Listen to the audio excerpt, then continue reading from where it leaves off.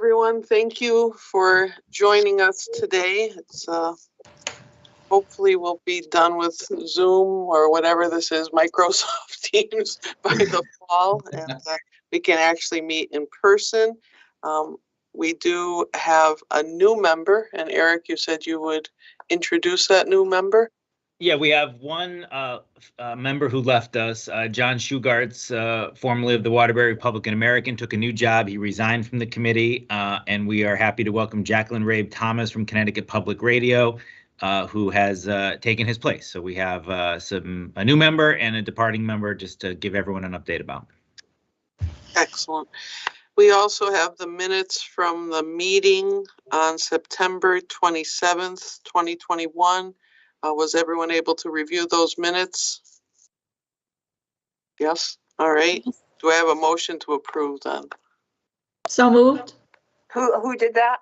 Judge Handy. Thank you. Second. Second. Mr. Powell, thank you. And with respect to it, then I guess we can get into our item 3 because we're efficient here, which is Melissa Farley is going to give us an update on the rules. Good afternoon, everyone. As you may recall, at the last meeting, we discussed a potential rules change that deals with the camera rules. What we really wanted to do is update the rules. They were like 10 years old.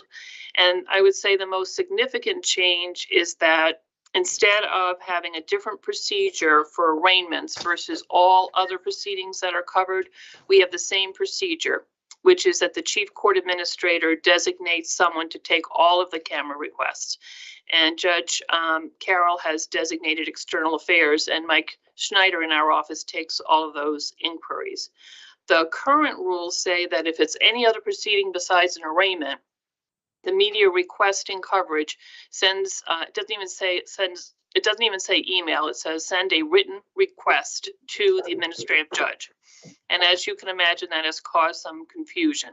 So I'm happy to report that the Rules Committee unanimously voted to move these proposals to public hearing. That was at their meeting on December 13th. The public hearing on the proposed rules is scheduled for May 9th. And if it goes according to schedule, the judges will have an opportunity to vote on these new rules at their annual meeting, which is scheduled for June 10th. So I'd be happy to keep you posted on that. But so far, it's been smooth sailing. Any questions for Melissa? No? All right. We might even be better at efficiency than I'm thinking, although it's planned, there'll be a moment. The next item is the Law School for Journalists and the Journalism School for Judges. Eric, would you like to do this? And I know Judge Handy is here, and we'd also love to hear from her. Yeah, well, I'll defer to you, Judge Handy. Why don't you go first and give an update, because we had a program that was together and then COVID hit. The last official program we had was in 2019. We had a program scheduled for the spring of 2020, which was going to be a program on probation and parole. And we were very well along in the planning stages, and then unfortunately COVID hit. So that program got canceled in the spring of 2020. Needless to say, there was no program in 2021. And when we met in September and we were talking about the possibility of going forward this year, one of the concerns was where would we be in terms of being able to do anything in person? Because I think we all felt that, or the consensus at least was that sort of the benefit of the programs that we've had over the years was that we went places, we did things, we exposed. If we were doing law school for journalists, we exposed the media to various aspects of what happened in the judicial branch by going various places and doing various things. And similarly, when it was journalist school for judges, we did the same type of thing. Obviously, COVID precluded any kind of in-person types of meetings or seminars. So we planned nothing for this year. I don't know where this committee's going at this point, or I should say the subcommittee. I did have a conversation with both Melissa and Rhonda, and I've been co-chair of this committee for 14 years and have done 12 seminars. So I think in terms of my participation, it's probably time to pass the torch off to a new judge who would be interested in co-chairing the committee. Of course, we lost Karen as well. Karen Florin was the co-chair from the day she took a new position, so she's no longer on the committee. In speaking with Rhonda, and Rhonda, please correct me if I'm incorrect, I think I have another year on this committee. Is that correct? Yep, that's correct, Judge. All right, On the so full it would committee, be you have my a year. intent to resign as the co-chair of the subcommittee, but to stay on this committee. And certainly if the subcommittee continues, I certainly would be very happy to, you know, sort of be of counsel, if you will, and advise to the extent that anybody wanted some help. But I do think after 14 years and 12 seminars, it's probably time for someone else to do this. Now, the whole other issue is, quite honestly, where is the committee going? And I know that probably the committee should meet and talk about that in terms of what the future is. I think we've kind of tapped out a lot of the programs that both the judicial side and the media side have done. We do have a whole flock of new judges. The last class that Governor Malloy appointed, the new class that Governor Lamont just appointed, and apparently there's going to be, at least from the news releases this morning, there's going to be some more Superior Court judges coming on. It might be time to repeat, Eric, some of those introductory things that were done. I mean, I certainly think it would behoove the new judges to have some insight into how the media operates vis-a-vis the courts. Since a lot of those new judges are in the GA or will be in the GA. So those are just sort of my thoughts for today. But I guess this is my official announcement to resign as co-chair of the events subcommittee, and tell you all that it's been an absolute pleasure and honor to serve. And I've really had a lot of fun doing it and made a lot of friends along the way. So I thank you all for that. Well, and certainly I think the work that the committee's done is in large part due to Judge Handy's, you know, hard work at that. As she mentioned, Karen Florin was her co-chair, putting, you know, just ridiculous programs together, ridiculous in their scope and their breadth and the involvement that people had. And we always said that half the battle was getting a bunch of journalists and a bunch of judges in the room, in one room together for a few hours so they could find out that the other groups maybe not half bad and can be trusted and are just, you know, friendly, halfway decent, regular people. And we certainly went far beyond doing that. The things that the experiences that we gave to both groups. So, you know, so Judge Handy certainly, you know, this committee and the combined judiciary and media owe you a big thank you for the work that you've put in, and Karen Florin as well. And we addressed that when Karen stepped down for her new role, but it's going to leave a big power vacuum on that committee. I am kind of nervous about the fact that it seems I may be the only member left on said committee. So probably a good reason, Eric, why we should have a meeting and try and figure it out. Yeah, I don't know if you know, if Judge Alexander or if Rhonda, if you want to weigh in, do we look for new volunteers to participate now? Would you like to talk about it more and try to do that prior to another meeting? Rhonda, do you have a thought, or Judge Alexander? Judge Alexander, do you want to go first? No, Rhonda, you can go first.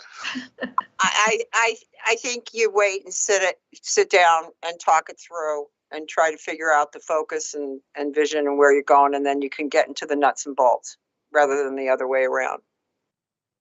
But do you think we need new co-chairs to do that? Do we want to see if there's any volunteers? Who's going to lead that discussion? Because I think myself and Lauren Salou may be the only members of the committee.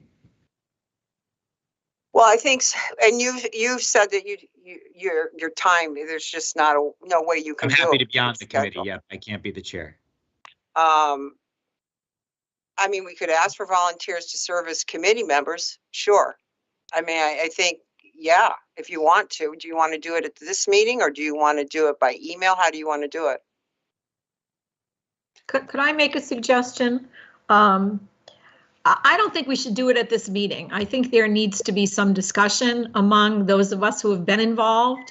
And again, even though I'm stepping down, Eric, I certainly would be willing to participate in that kind of a meeting, since I know what kind of went on in the trenches and what goes on in the trenches. So I would think that we would want to set, let's email each other and set up a time and a date when we can kind of discuss this and not take up the time of all the other members of this committee who aren't on that subcommittee.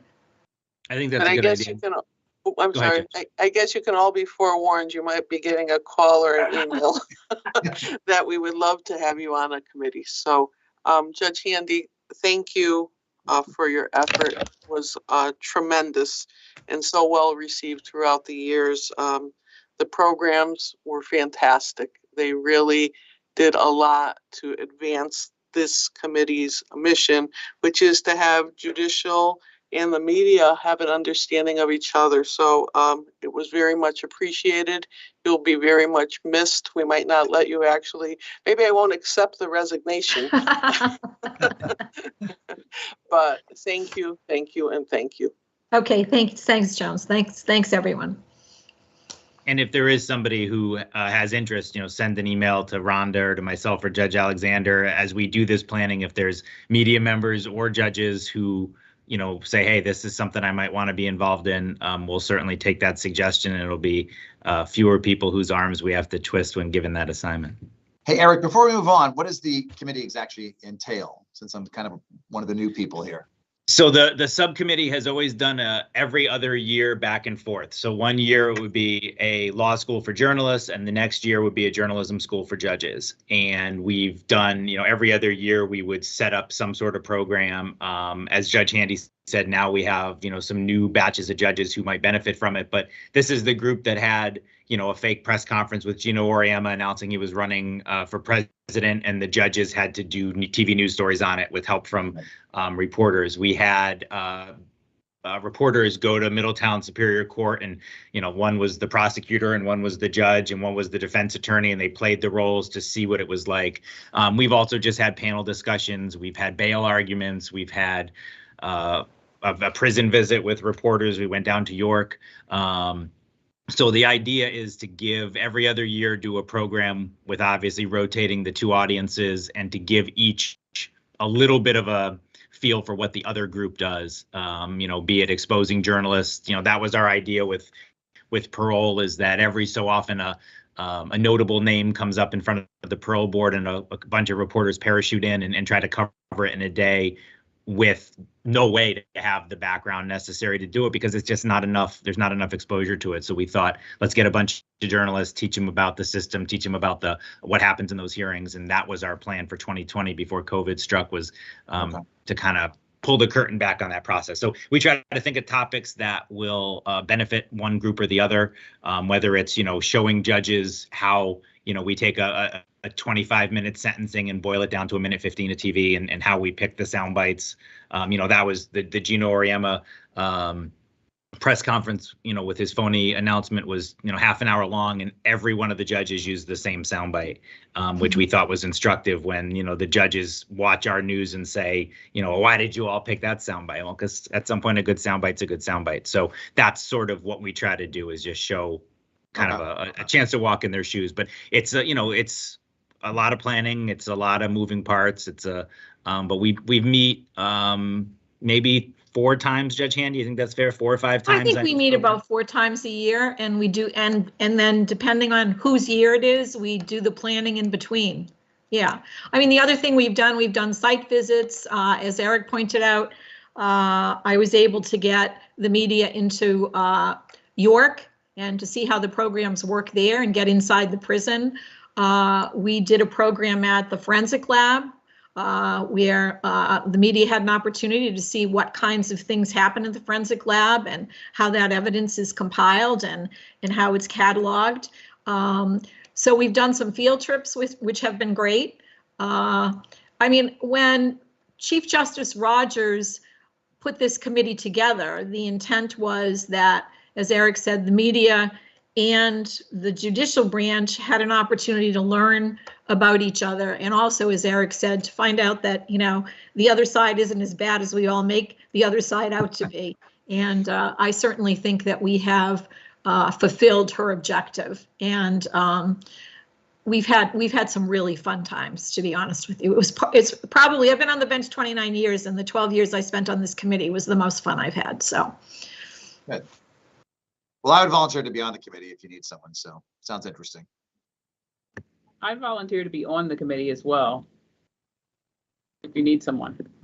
All right, well, Dennis and Judge Westbrook, let us know when the program's planned for, and we'll look forward to it. Yeah, yes. On the committee, not on the committee. Uh-oh. Oh, Must shoot. have been a glitch in the feed. Maybe in due time. We would need some training and guidance. I'm going to go off camera suddenly. I can't hear anything. All right, well, thank you all. We'll meet offline and get back to the group. I think that's it for 3, right, Judge Alexander?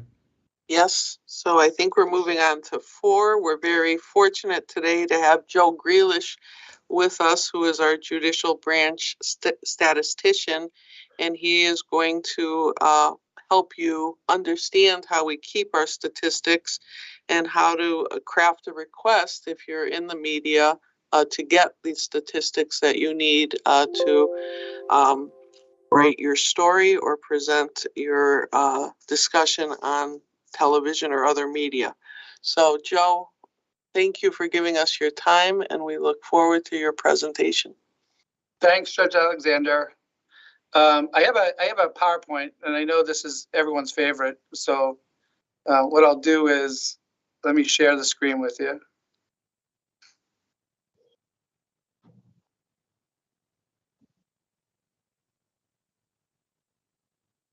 Just tell me when you can see the screen, all right? You can see the screen. I can. Okay, I can see it. thank you. I got it. Great. So the unit in the branch we're called Performance Management and Statistics Unit, because we do a little more than just calculate the statistics. We also do stuff for the branch itself that, you know, I'll describe in the presentation itself.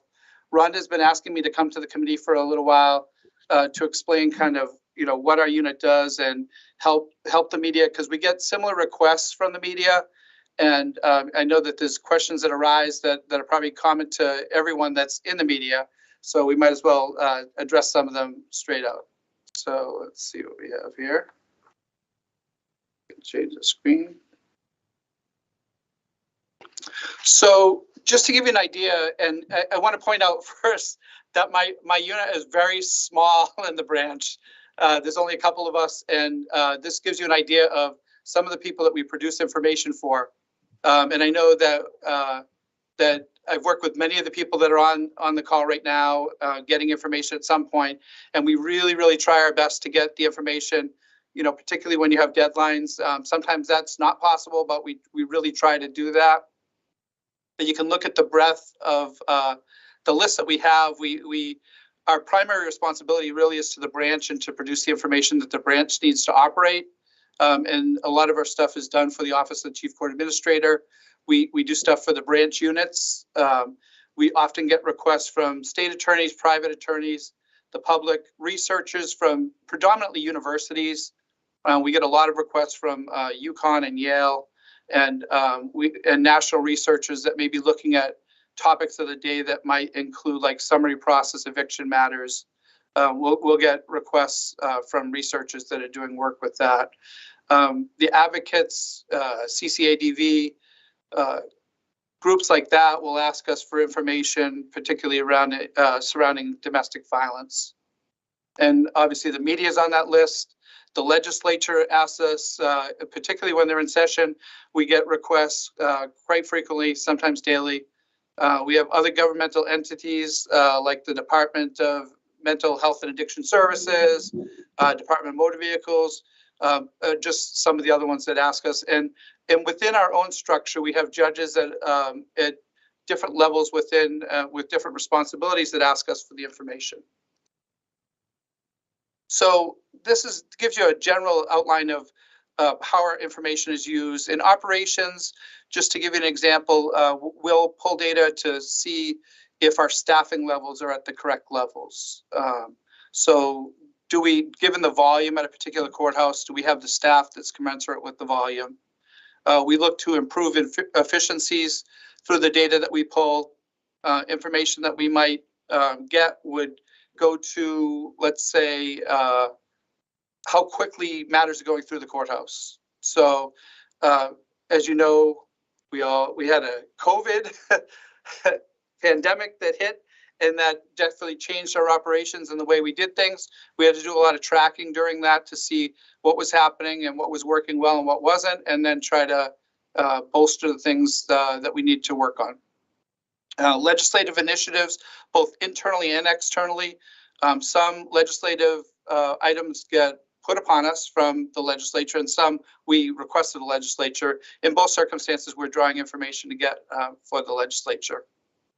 We support our own budget proposals through our unit by providing information about the courts. We have some mandatory reporting with agencies like the National Center for State Courts, where we provide annual reporting. And then in turn, what they do with that information is they publish it on their website. That's a really good resource if you're doing national stories, to go to the National Center for State Courts. They keep an area where they track a lot of data, and they get it from all the states. So the level of detail from each of the states can be different, but you can get a lot of detail from the National Center. And if you have specific questions, you can actually call them and talk to someone, a person that will actually tell you what kind of data they have. And then we also do the stuff that's more public interest, where we'll have individuals that may have an interest in a topic that'll ask for information from us. So just in general, we have two main sources of information that are available. The Judicial Branch Internet, which I'll go through a little bit, where you can find information, and our unit itself, where we produce the customized information for presentations, hearing, committees, articles, different topical areas. And so what I would suggest to you is outside there is a charge generally for customized information.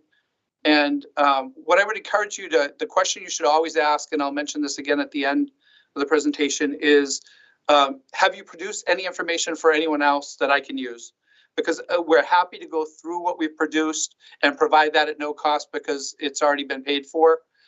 When we don't have to put unique work into something, we give that information away when we have it available. So always ask that question, and sometimes it'll give you a different angle on your story too, that it may not be completely on point to what you asked, but it may be close. And you know, we're pretty good at finding the stuff that we've done, you know, in the last 6 months or year that may really fit your story. So the main branch website is www.jud.ct.gov.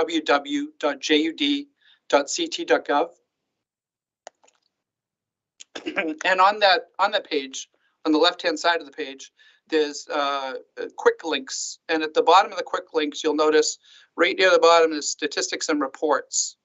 If you click that, the statistics and reports section, what will happen is you'll get a list on the left-hand side that gives you topical areas that are available that will have a lot of detail and potentially a lot of the volume information that you may be seeking, and a lot of it is at the courthouse level. So you can just scan down the list. You have like adult probation stuff. You've got civil, family, criminal, small claims, juvenile matters.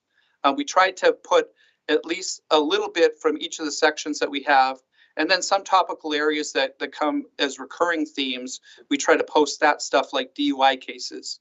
So for the example in this one, I'm just going to show you what's under the criminal motor vehicle section if you click that. So what you'll have up there is like a history of that goes back to 2008 of every fiscal year, and our fiscal year for the branch runs from July 1st of each year to June 30th of the following year. And that runs, it's the state fiscal year. Our data runs on that. And so we produce data on that fiscal year.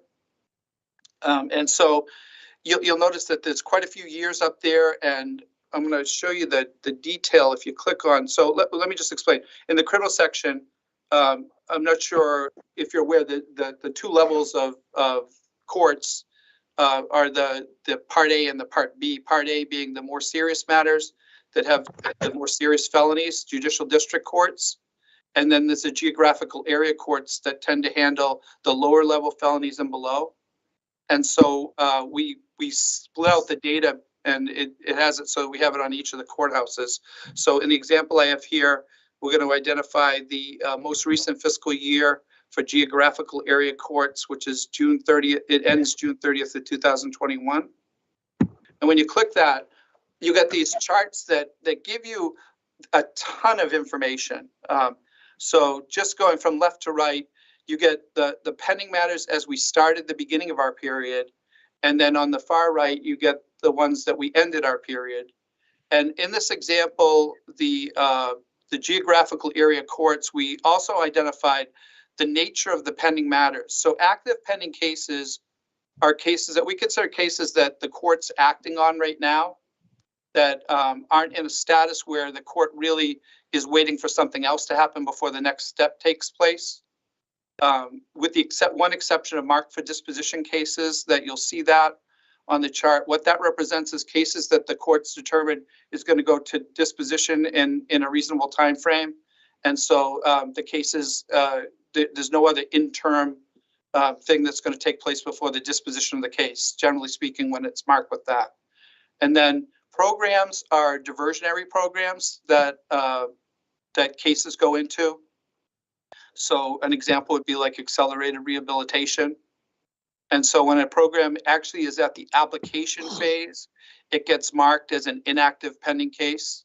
And then if it comes out of that, like if the application was denied, it would go back into the active pending cases. And then the last category of pending would be rearrest or 14-140s. Rearrest status means that the court is waiting for the police to rearrest the individual to bring them before the court to hear the charges against them. So, and then we have our added and disposed volume. The added cases are any new writs that get entered into the system. So information sheets that come in will be all listed there that by judicial district courthouse. In this case, these are geographical area courthouses. And the disposed cases will include any type of disposition. It can be a conviction, it can be a dismissal, it can be a nollie. So it would include all dispositions. And then we provide the information at the end of the period of time. And this basic formula, with the exception of the unique nature of criminal matters, we provided pending, added, disposed, and pending for most of those things that you saw listed on that the quick link list. We also, in that same section of the report, below where it listed all of the individual fiscal years, there's a section that tracks volume over time for the whole state. So I know that we often get questions about how many dissolutions took place in a year. And so this gives you a good 20 years or a little more than 20 years worth of volume for each of the case types that we offer. So you can see, like, for example, in 2021, we had 9,133 dissolutions that were newly filed at the court, and the prior year was 8,584. So you kind of get a historical view over 20 years for all the different case types. We offer this particular chart in family, civil, and criminal. So you'll be able to see this, and juvenile also. You'll be able to see this kind of year over year view for the statewide numbers. During the pandemic, it led us to have to track things a little bit differently and make it a little more visual. So we started coming up with some charts that kind of visually depicted what happened during the pandemic based on our added volume and how quickly we were disposing cases. And this particular chart gives you almost, it's not quite a 4-year view, but it's like, let's say 3 years, a couple months. And so what this chart shows is in that red area, orange area, depending on what your screen you're looking at, is where there was a case buildup of pandemic related cases. And then you can see kind of in the purple area, we started the recovery of those cases and started in effect disposing more cases than we were taking in a given month. And what that leads to is that pending balance that we've been building up over time is the reduction of the pending balance. You can see prior to the pandemic, we were really chipping away at our pending balance. The disposed line, the black line, was higher than the added line. Whenever that takes place, you're reducing the number of pending cases that you have to resolve. So you can see we're moving back to where we were pre-pandemic with both lines. In fact, the dispose, we will have some more dispose. We've been moving up, particularly over the last few months, and the added cases are starting to return to the levels that were pre-pandemic levels. We also produce it in a more traditional manner where we broke down so that you could see all the disciplines on one page where we had civil, family, and criminal matters. The particular timeframes here were different requests that we had, and we'll do that often, once again, to save costs for people, is we'll take some of the information that we produced prior and we'll add. Someone called around December 16th and said, can you get me the most recent information that we have? So we added it to the chart that we already had existing. Once again, that saved time and money for the requester. So I told Rhonda that I would give you the basic formula for like what's the best way to request data, and I broke it up to really criminal and then civil and family requests a little bit separately, because criminal is a little more unique in some of the stuff that's surrounding it. So just generally speaking, it's not rocket science. And what we need to actually produce what you need is we need the time frame that you're looking at. So if you're looking like a calendar year, or you're looking for several calendar years, or you're looking for 3 months, just tell us the time frame you're looking to analyze. And then, if you could think back to the chart where we had pending and added, disposed, and pending, if you need arrest or conviction information or both, just that's something that helps us form the request and start getting an idea how much we'll need to get. And then the real key to the criminal world is telling us the statutes that you're interested in, the actual statute number. And then even if it's the description. And if you want to do something broad, let's say like 53A123 is larceny 2. In that same section is larceny 1 and larceny 3. Is if you're looking for 53A122 and 123 and 124 and all its subsections, say that right in the email. Say that I want this section and all its subsections, and we can run it. We have a way to actually pull the subsections with that main root section to get anything that might follow it. So an example of what might follow it, even in 53A123, is you might have a second offense of a larceny 2 or a third offense. And in that subsection, there's subsections that describe a different penalty for those subsequent offenses. So knowing what you want and to the extent you want it, we generally try to include that stuff because sometimes people don't know to ask for that. So we tend to give it and then let the person just say they don't need it. But it's helpful if we know the extent of what you're looking for. And then I'll explain this a little bit in more detail, but if you're looking for conviction information, we can give you a little more detail when it's a conviction. And we have some of the information that we might have in the system: name, date of birth, race, ethnicity, date of offense, date of arrest, date of conviction, kind of the timeline of when things took place at the court. We'll have that information and the information that was passed on from the police departments. And I just want to note that we get this question a lot from the media: is race and ethnicity are not self-identified. It's actually a police the police are determining what boxes to check off in both of those fields. And so in the race field, what you'll see is white, black, Hispanic, Asian, and there may be an other field. And the ethnicity field is a field that will say Hispanic origin, and that will have a checkbox with a yes or a no, a yes in it, not necessarily no, a yes in it. And so what you'll find is the race white with ethnicity Hispanic origin, race black of Hispanic origin. And that actually came into play one time. I had a requester ask me, why was the population of Hispanic people so low in the criminal court? Because in jail, and people, it didn't make sense. I saw that they were saying it was like 3%. I'm like, that's can't be right. So what was happening is in the race field is a Hispanic indicator, and they were using the Hispanic indicator in the race field and not including the Hispanic indicator in the ethnicity field. So the actual number was like in the 30% range, and they were seeing it in the 6% range because they were using only the race field to identify Hispanic origin.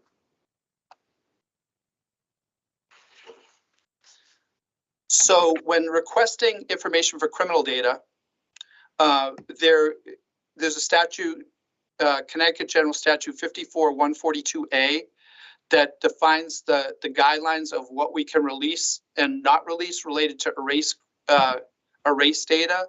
And so after 20 days, not guilty findings and dismissed charges are erased. And after 13 months, nollie charges are erased.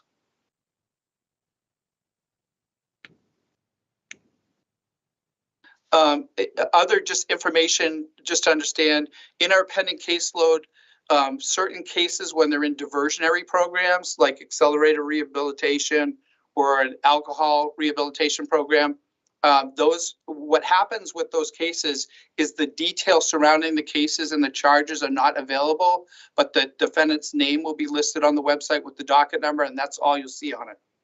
And we don't give out information beyond that when they're in a diversionary program that's defined by statute as not releasable. And then, there's been some questions about youthful offenders are when they're designated a youthful offender at the adult court level, we don't release information on that case. But now saying all that about the three categories above, we can provide summary information identifying the number of cases that are in these different designations. So if you wanted to know how many cases where there are not guilty finding, of course, we're going to give you that count, or dismissed charges and nollie charges. If you want to know what type of program people were in, and how many people were in the accelerated rehabilitation program, that's something we can count. And similarly, we tend to include youthful offender information in our conviction information, in our aggregated information where it's just telling what types of crimes were offenses took place.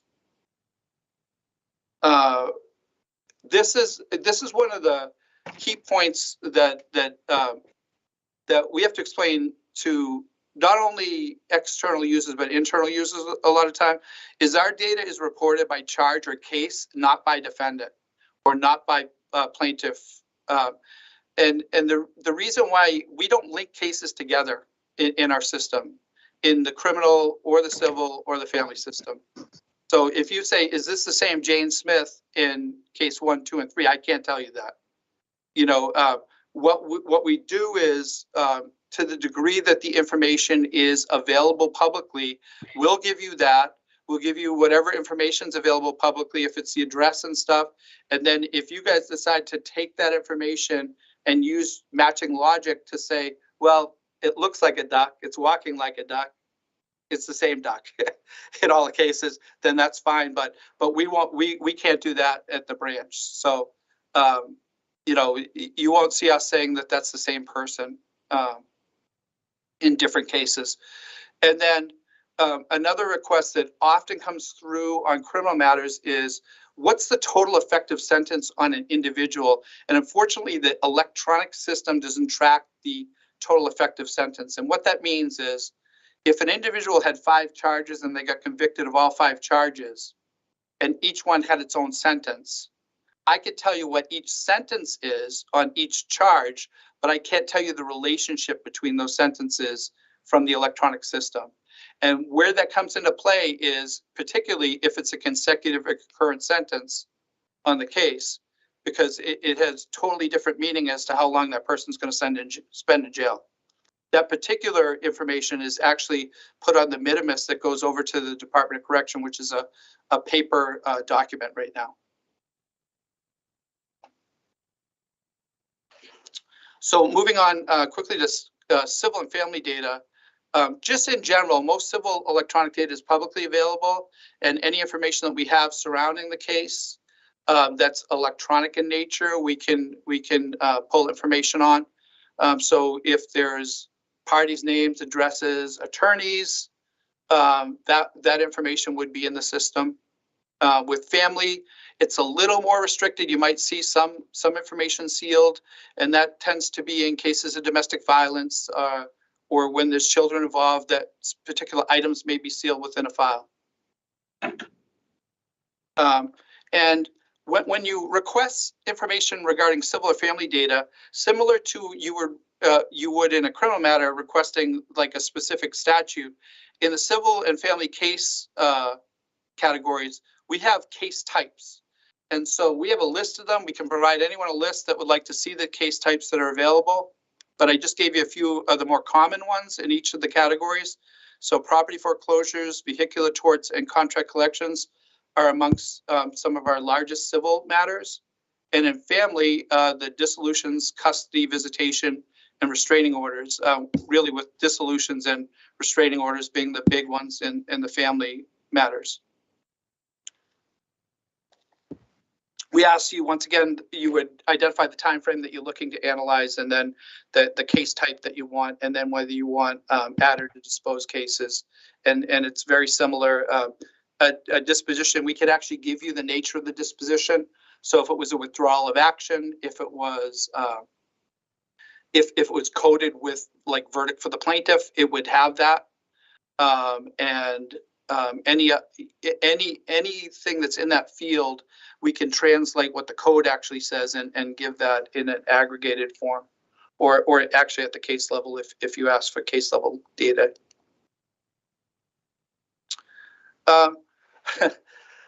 This is a practice that about 6 years ago I stopped letting our unit actually report this out this way. And I wanted to give you a really concrete example. This is 53A123. It's larceny in second degree. It's a C felony, and the sentencing range for the judges is 1 to 10 years. Okay, and we have someone that asked what the average sentence is, and I'm giving you just an example of 10 different cases with 10 different sentences here. And you'll notice that I cherry picked a few here. And what you have is 5 people were sentenced to 1 year and 5 people were sentenced to 2 years. Now, working in the field of math and seeing that, the average sentence, if I gave it out on larceny 2 with this data, would be 5.5 years. And if you look down that list, I'm not seeing anything that's even close to 5.5 years. So the moral behind the story is, we can give you the data, and sometimes when you see the data, it may tell a different story than you thought it was telling when you actually see the data that underlies it, rather than just asking for the average on it. And it requires a little bit more time, but you can see that the nature of this information is much different than if I told you it was 5.5 years. And I just had a couple of parting thoughts just for you to think about. Always ask if we produce something, because we have like thousands and thousands and thousands of requests where we have data and people have done it, and they've done it on virtually almost all the topics that you can think of. So we will search to see what we have, and then we can provide that information. It'll be no cost to you. And then it's a quick way to get data in a really fast manner, rather than having to wait in a queue behind other people. Another thing that it was evident in the charts, but it's worth mentioning, is that we can do stuff by court locations or aggregated statewide data. We often get questions about whether we can provide the data on county lines. We can't, because some of our judicial districts actually cross county lines. And so it's not going to follow completely on the county lines. But when people ask for the county related data, what we often do is we say, well, are you looking for this courthouse has predominantly the towns that you want? Is that going to be sufficient? We always try to keep the cost down to produce custom data. We know that a lot of the people that ask for our data are working on tight budgets or no budgets. The data that you get, that you pay for, the money goes to a very good cause. It goes to our data revolving fund, which pays for the computer systems that we work off of, and it helps improve the systems going forward. So part of this, is that it was articulated by the legislature that they wanted us to have some self-funding element of this. So they put in a statute in place that says these are what you could charge for it. And, there's a list of all the charges for customized data. To give you an idea, it's about $40 an hour. We estimate the amount of time and we just do a straight calculation on it. And we tend to round down if it's going to be a little bit higher, just because we know the situation that most people are in when they're asking for the data. And, there is also, because some of your organizations are big organizations, our Judicial Information Technology Division actually sells subscriptions that give you regular data on courts for all of the disciplines, like civil, family, and criminal. And that may be a source if you're a big organization and you want to just get regular data. That may be a good way to get it. And the last thing that I really want to mention is we often have conflicting deadlines. You guys have your deadlines. I have my deadlines. We try our best to really produce this stuff so that we get it for you. And there's not many times when we don't meet deadlines, but I mean, you guys know when you ask for something like an hour before that, it's probably going to be a tough thing to meet, but we'll still try our best to do it. And I'd be happy, to take any questions that anyone has, specifically about data or what we maintain. If anyone has any questions. Hey, it's John at the Bulletin newspaper. I don't have a question, but I will say I've used judicial branch websites from a whole bunch of different states, and Connecticut's is easily the most navigable that I've ever used when it comes to finding pending cases or convictions. It's a very easy site to use, and I do appreciate that. Thanks, John. They do a lot of work. Our JS, I don't know if people know, but we have a building full of IT people that we do most of our stuff in-house, and they're really, really talented people, and they work hard to get that stuff so it's available to the public. Sorry, I hung myself up.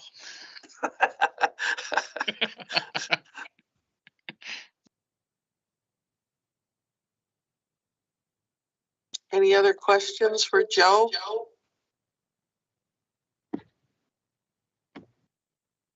Joe, thank you so much for all the information you gave us today. It was a very worthwhile presentation to understand how these statistics are brought up.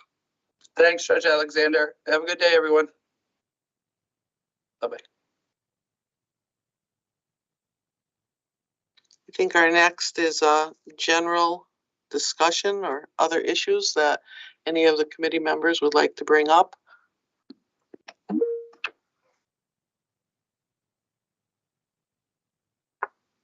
It's John again. I just had a quick question about the camera rules that are being, I guess, updated. It sounds to me it's a housekeeping issue, right? If I want to put in a camera request, I'm still going to go through Allison or Rhonda to make any request, just like I always would, right? Rhonda, Yes, that's correct. Perfect. Thank you. One thing, John, Mike Snyder in our office, Michael.Snyder, SNYDER at the regular address is the one doing camera requests now. Perfect. Thank you. You're welcome.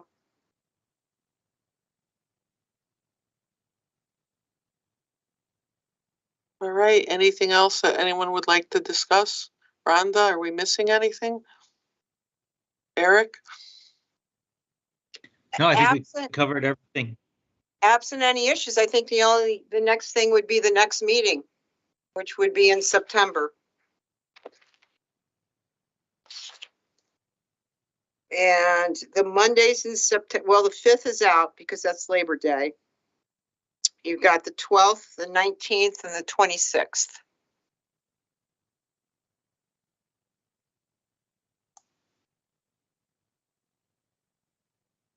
All those days work. The 26th is Rosh Hashanah, I believe. Oh, okay, we would not want to do it then. Thank you, Bill. So would we like to tentatively say 12 or 19, which is better, Rhonda? I mean, I think you could, you want to pick I think we should pick one. You want to pick the 12th? Perfect. All right.